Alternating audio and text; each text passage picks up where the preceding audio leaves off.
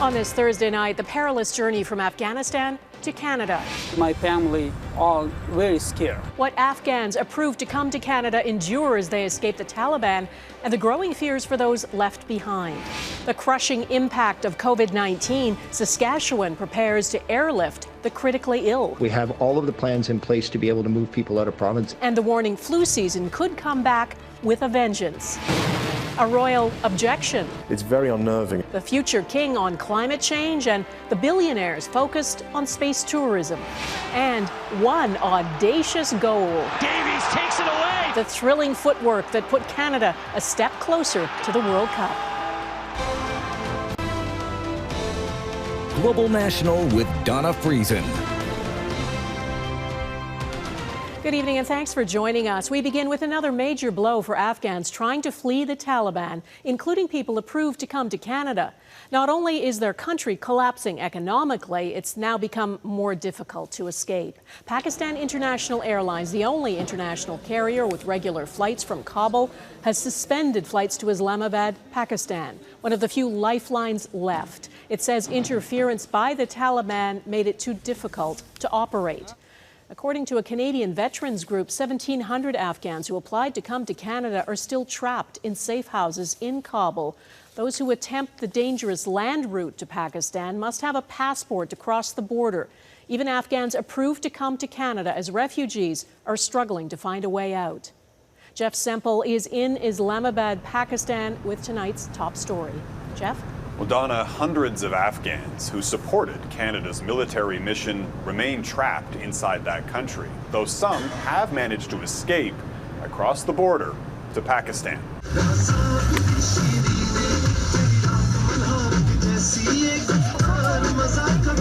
The Pakistani capital is just a few hours' drive from Taliban-controlled Afghanistan, but the two countries feel worlds apart. To Mohammed Ishmael. That's me in 2009. Ishmael worked for the Canadian forces in Kandahar for 6 years, in charge of security at the base. Your job was to keep the Canadian forces safe? Yes. They nicknamed him Captain Smiley. Why Smiley? Smiling like all the time, I'm smiling. I'm a happy man. But that smile faded fast in August as the Taliban rapidly retook control. Some Canadian veterans advised Ishmael to leave his home in Kandahar for Kabul, where the Canadian government was arranging a rescue flight. Ishmael recorded this video outside the airport, standing for days, waist deep in sewage water, crying out to the Canadian soldiers inside the gates. More than 1,000 times I call them, I am a Smiley, Captain Smiley, hey, listen to me, but nobody hear me. Ishmael received his paperwork to come to Canada, but the Canadian government provided no help to escape Afghanistan. So for weeks, he and his family hid. Every day I sitting in the room, the kids and wife talk about that. Don't go out, maybe that'd be dangerous for you. My family all very scared. And for good reason. One of his Kandahar colleagues, interpreter Nasir Ahmed Khawaja, moved to Edmonton in 2017. His brother Mohammed, an interpreter for the British, stayed behind with his family. In August, the Taliban showed up at the door and took him away. The family found his body a few hours later. All of his body was burned. Nobody can recognize his face. He leaves behind his wife and 5 children. The youngest was born days after his death. I'm worried about those kids, his wife. Nasir applied in August to bring the family to Canada, but hasn't received a response. Canada has put those people at risk. This Canadian veteran is raising funds to provide safe houses for 1,700 Afghans who supported Canadian troops. They've been approved to come to Canada. They don't have a route out at the moment. With few flights, the veterans are slowly shuttling refugees out of Afghanistan by road. A 10-hour dangerous drive through multiple Taliban checkpoints, and finally across the border into Pakistan. Ishmael, his wife and son, checked into this Islamabad hotel, joined by dozens of others. who also supported Canada's military campaign. Interpreters, cooks, mechanics, and their families. Most spend a few weeks here, completing paperwork, biometric scans, and COVID-19 tests, before finally booking their ticket for a new life in Canada. I pray and say like I'm very happy, and now hopefully inshallah go to the safe country. But as he heads to the airport, Ishmael's heart is heavy, his mind on those left behind in Afghanistan. I'm asking for Canadian government to please help to those people. But those Canadian veterans groups driving Afghans across the border have just hit a new roadblock. Pakistan has shut the door on refugees, even those carrying a letter from the Canadian government showing that they are eligible to come to Canada. For now, only those with a Canadian passport are getting through, meaning most are stuck. Donna? Such a dilemma. Jeff Semple in Islamabad, thank you. In a statement, Global Affairs Canada says it is urging countries in the region to keep their borders open to Afghan refugees. It says it's also committed to keep working to help people who are stuck, saying we will not stop before the remaining Canadian citizens, permanent residents and their families, and the vulnerable Afghan citizens who supported our work in Afghanistan and wish to leave are able to depart. New cases of COVID-19 across this country appear to be on a downward trend, but Saskatchewan is still struggling to cope. It now has the highest rate of active cases of all the provinces, 375 per 100,000 people. Saskatchewan also has the lowest vaccination rate of all the provinces. Only 62% of people have had both shots. Nationally, 71% of people are fully vaccinated. Plans are now being made to transfer critically ill COVID patients out of Saskatchewan. The province says it has enough resources to treat 135 patients in ICU, but not anymore. Airlifts could soon begin to Ontario. Heather Yourex-West reports.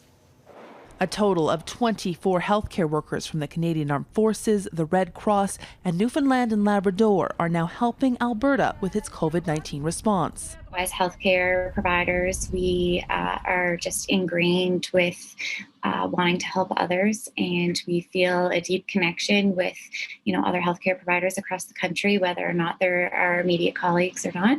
The additional staff has helped Alberta expand its ICU capacity, just as patient numbers are beginning to fall.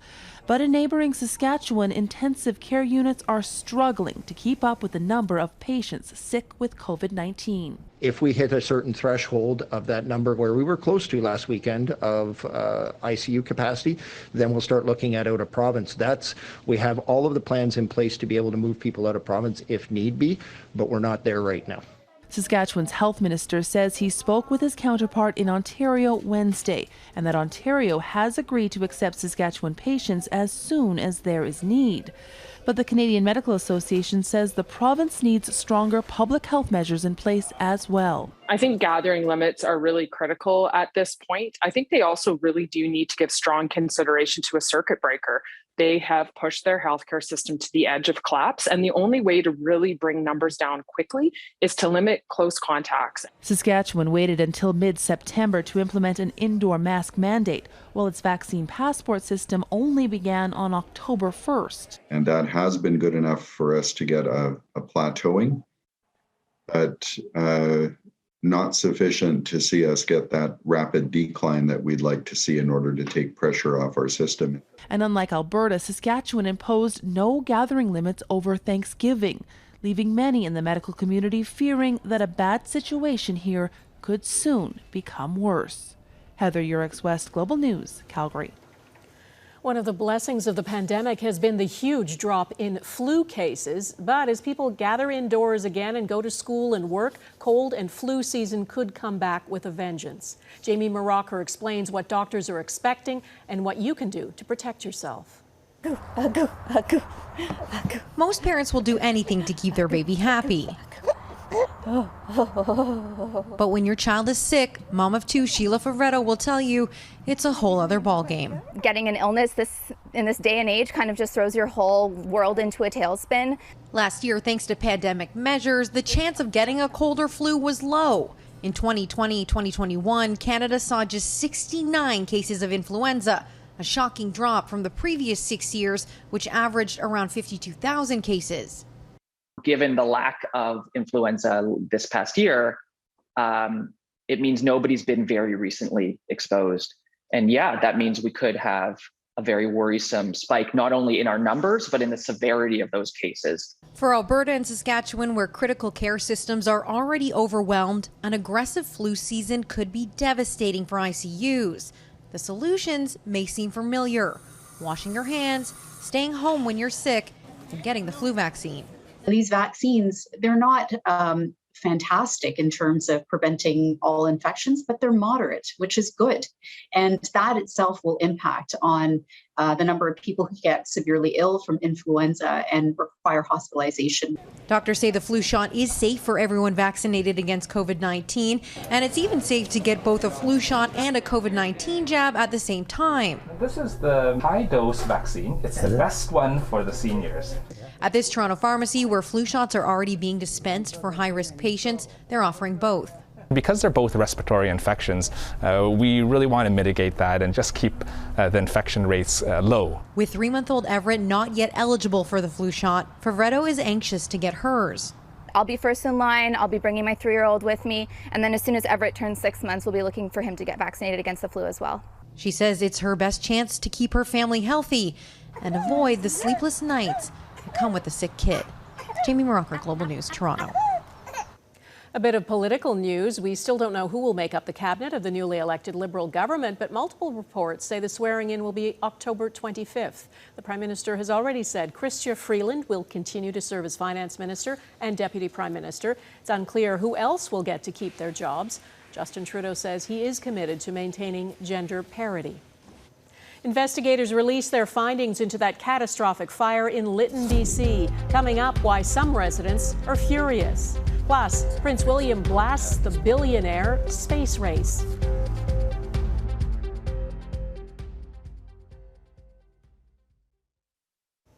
The Nunavut government is helping with the water emergency in Iqaluit. The first shipment of clean water has now arrived by plane. Iqaluit's mayor, Kenny Bell, tells Global News about 30,000 of the 80,000 litres expected arrived today and was gone quickly. The capital of Nunavut is under a state of emergency after the water supply was deemed unsafe to drink or cook with because it may be contaminated with petroleum. Nearly 9,000 residents scrambled to find clean water, some filling up jugs at temporary fill stations and even in nearby lakes and rivers. The people of Lytton, BC were hoping for answers about what sparked that devastating wildfire that ripped through town this summer. Some residents believed sparks from a passing train ignited it. But today, the Transportation Safety Board said it could not find a link. As Neetu Garcha reports, it's little comfort to all the people who lost their homes and businesses. Oh my God, look at that. An entire community devastated, burned to the ground, and 2 lives lost. And now investigators say they found no evidence that trains running near Lytton were responsible, refuting residents' allegations about sparks flying from the railway, igniting the dry terrain during record heat. There are so many families that are just on the edge right now. And this news is a kick when we're down. Kevin Loring, who now lives in Ottawa, was born and raised in Lytton. He says most of his family has been left homeless. The house that I grew up in is in the center of town. It's my mom's house. He says he's furious over the findings, saying key eyewitnesses weren't questioned as part of the TSB's investigation. We did not have any direct interviews with any resident of Lytton. If you have eyewitnesses to the account of what started the fire and you don't interview them, how can you possibly come to the conclusion that you do? For the lead investigator to come out and say that there's no conclusive evidence, you have to wonder if they're not captured by the industry that they're supposed to oversee. The report says when investigators searched for signs of hot bearings, burnt brake heads, built-up tread, and other potential fire-creating causes, they found no anomalies. And after taking samples of coal-like substances, it was found they have little in common with what the locomotives carry. Load testing was also conducted, which simulates the operation of the locomotive, and no sparking was noted. We're willing to reopen it if we get compelling evidence. What more compelling evidence do you need that the fire originated adjacent to the train tracks during the time a passing cold train is moving through town. The RCMP and BC Wildfire Service are continuing to investigate, but for now, the TSB says it's met its mandate and isn't speculating on other possible causes. I can speak for a lot of Lyttonites that we have very little faith in the findings of the Transportation Safety Board, and we are incredibly disappointed. Neetu Garcha, Global News.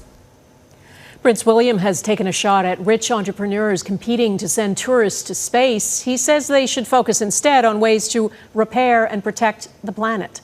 We need some of the world's greatest brains and minds fixed on trying to repair this planet, not trying to find the next place to go and live. It was a swipe by the future king at billionaires Jeff Bezos, Elon Musk, and Richard Branson, who are all vying to usher in a new era of private commercial space travel.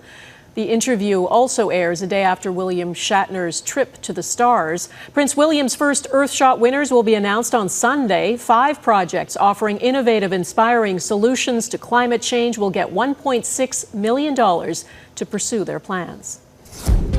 Still ahead, the deadly protests sparked by the investigation into Beirut's port explosion.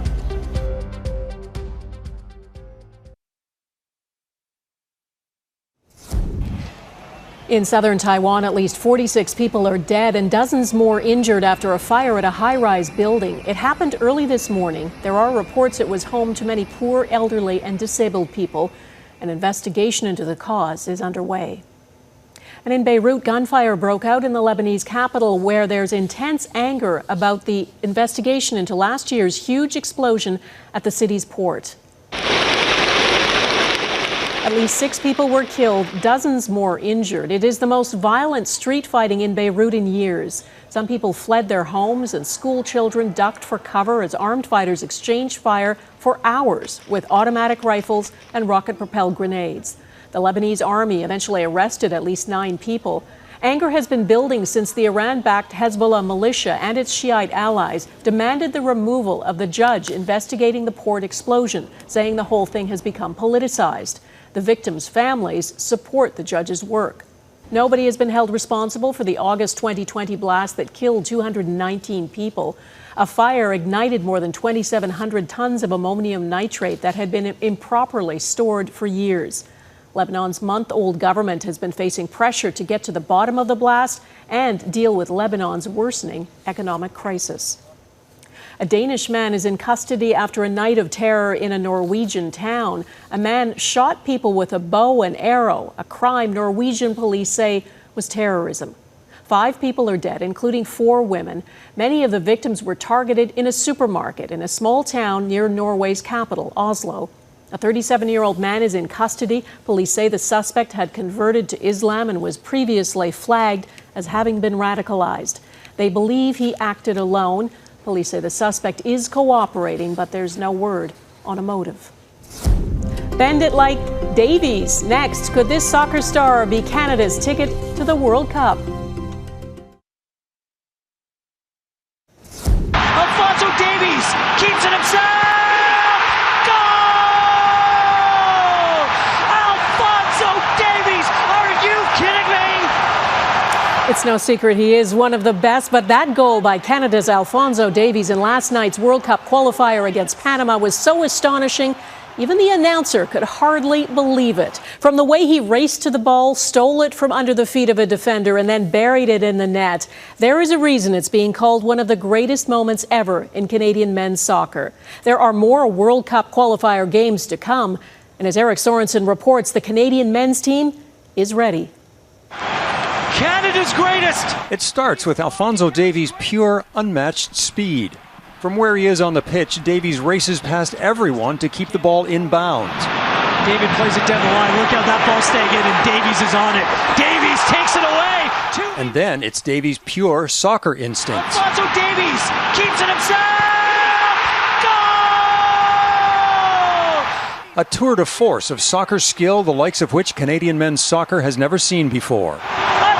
Individual piece of brilliance! Coming in the game, we knew we had to win this game, to keep our World Cup hopes alive, and which we did. Davies' personal story is even more awe-inspiring. Born in this refugee camp in Ghana, his family came to Edmonton when he was 5. He began playing soccer and dreaming. My goal as a player to reach professional level. He reached the professional level at age 15 with the Vancouver Whitecaps, then on to one of the world's elite teams, Germany's Bayern Munich, where he has won championships. It's remarkable to watch, and it's fun as a fan because we've honestly never seen it. For decades, Canada has seen only futility on the international stage. Honduras wins the match 2-1. 4 years ago, Canada once again could not even make this region's 6-team qualifying playoffs. This year, Canada is not only in the tournament, but has just jumped ahead of Panama into third place. And it's the top 3 teams that will qualify for next year's World Cup. That's something Canada hasn't done since 1986, and now is one step closer. What you've seen tonight is everything combined, the heart, the spirit, the talent. It's a proud night for our country. The inspiration of Christine Sinclair and women's soccer and development of the men's game with talent like Jonathan David and Tejan Buchanan is causing support to mushroom for Canadian fans and players who dream like Alphonso Davies did. I think you're seeing now more people getting an opportunity to play this game and having the ability to see themselves in the bright lights. Lights that are shining brightly on this player and this team. Not yet a soccer power, but getting there. Eric Sorensen, Global News, Toronto. And that is Global National for this Thursday. I'm Donna Friesen. Tonight's Your Canada is this former Sask wheat pool elevator in Flaxcombe, Saskatchewan. There are beautiful spots all over Canada. Please email yours to viewers@globalnational.com. Thanks for watching. Take care of yourselves. Bye-bye.